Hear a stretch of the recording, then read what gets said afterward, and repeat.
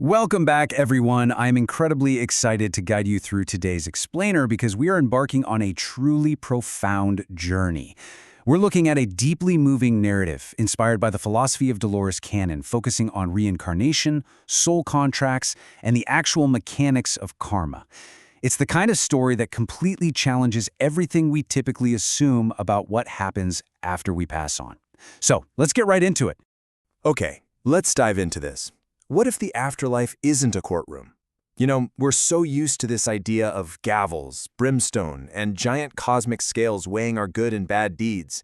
But the framework we're exploring today flips that entirely. We're not looking at some strict spiritual accounting system. We're looking at a place of absolute truth and blindingly clear light, where a soul finally, truly understands the exact impact of its existence. Section 1. The Illusion of Judgment.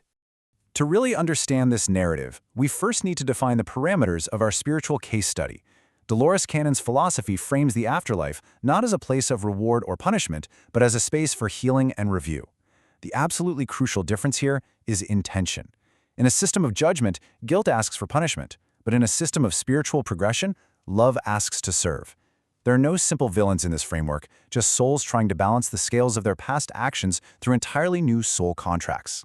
Let's zoom in a bit and meet our central figure, Kimura. Following a really tragic fall to his death, Kimura wakes up. But he doesn't wake up in a fiery pit, and there are no pearly gates either. Instead, he finds himself on a tranquil, totally empty train platform that's bathed in this pure, white light. No sirens, no pain, just a formless, incredibly compassionate guide who takes him to a vast, glowing library made entirely of living memories. In this library of memories, Kimura looks at his past and honestly believes he has absolutely nothing of value to review. But the guide anchors Kimura's transition with this incredibly profound statement: there is no such thing as a worthless life. See, Kimura spent his entire earthly existence being totally misunderstood. People judged him as dangerous or creepy just because of his sharp eyes and silent demeanor. He lived his whole life shrinking himself down, feeling utterly valueless. But the guide instantly reframes all of that. Section 2. Kimura's desperate choice. Let's move to and see how this built. Kimura's life, as we know, is completely defined by isolation. But that isolation is totally shattered when he meets a sick woman in a hospital garden. She doesn't fear him at all. She shows him true, genuine kindness. But tragically, she desperately needs a life-saving surgery that costs way more than Kimura could ever legally acquire in time. Driven by a kind of love he has literally never experienced before, Kimura decides he has no choice but to act drastically to save her. Her next words are the absolute catalyst for everything. She tells him, "I like your eyes. I think they're kind." Imagine going your entire life with people practically crossing the street just to avoid you, and suddenly someone offers you the absolute mercy of truly seeing you. This woman was the very first person to ever look at Kimura without fear, and in that exact moment, a powerful, undeniable connection, a soul bond, was formed. But of course, that bond comes with a massive price tag. 5 million yen. That is the exact cost of the woman's surgery. Overwhelmed by sheer desperation, Kimura overhears a wealthy-sounding woman on the street talking about withdrawing 5 million yen for a lavish vacation to France. Believing he's just taking disposable vacation money from someone who won't truly suffer, Kimura snatches the bag. He sends the money anonymously to the hospital, flees from the police, and then accidentally falls down a flight of stairs to his death. Moving on to Section 3. The Unseen Ripple Effect. And this brilliantly illustrates the sheer complexity of karma. Notice the devastating parallel of these events. Kimura steals the money and dies. The woman he loves gets her surgery funded. But simultaneously, a completely devastating reality unfolds. That woman Kimura robbed, she wasn't going on a fancy vacation to France. She was the mother of a terminally ill boy, and that money was literally his last hope for survival. Kimura's singular, desperate act of love instantly triggered a timeline of utter destruction for a completely innocent family. When Kimura is shown this truth in the afterlife by his guide, he is, as you can imagine, completely broken by it. And the guide delivers this devastatingly simple truth. You heard part of a story. You acted as if it were the whole story. It begs a massive question for all of us, doesn't it? How often do we make choices based on our own narrow, limited view of the world, inadvertently causing profound harm to others, while genuinely thinking we're doing the right thing?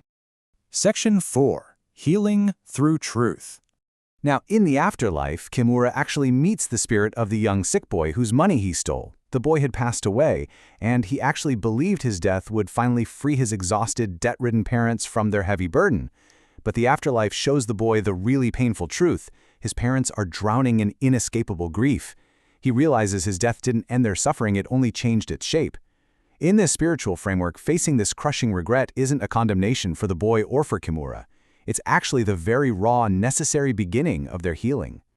Now, what's really interesting about this is how the Council of Light frames ultimate spiritual justice here.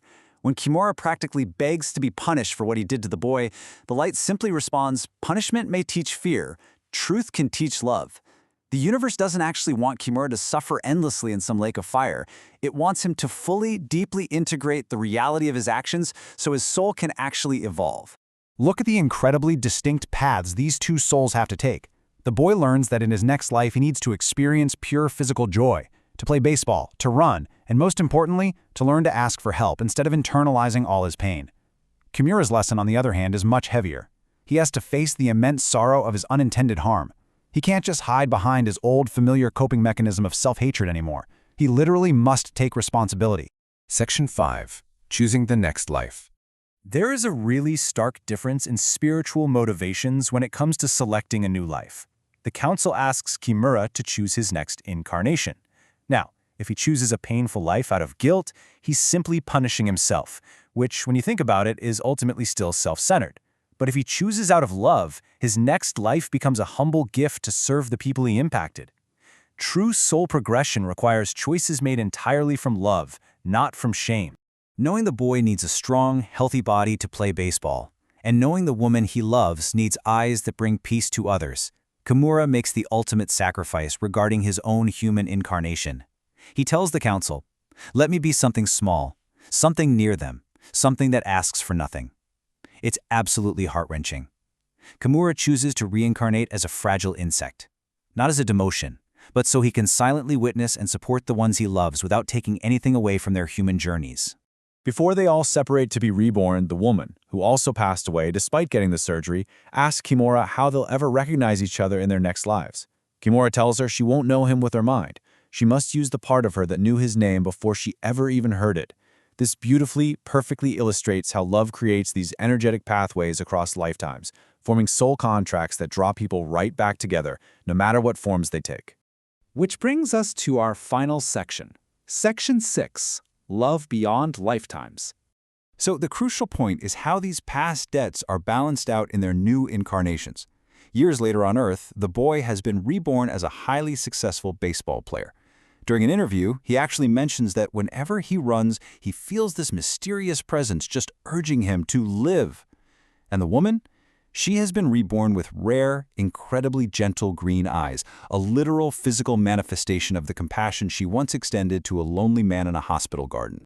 Fast forward to one quiet night, this woman with green eyes finds a tiny insect in her apartment. But instead of swatting it, she gently cups it in her hands to release it outside. In that brief, fleeting moment, she feels a sudden, inexplicable rush of tenderness, grief, and just profound gratitude. She doesn't remember the white station. She doesn't remember the Hall of Memories. But her soul absolutely remembers the debt that was healed. As she releases the insect into the night sky, completely without knowing why, she whispers a name, Kimura, somehow. It is a chillingly beautiful reminder that while the human mind easily forgets, the soul undeniably remembers. And it leaves us with a truly fascinating question to end this explainer. What hidden soul contracts, formed out of ancient loves and debts, might be quietly shaping the exact path of your life right now? Think about it. Thanks so much for joining me today, and keep learning.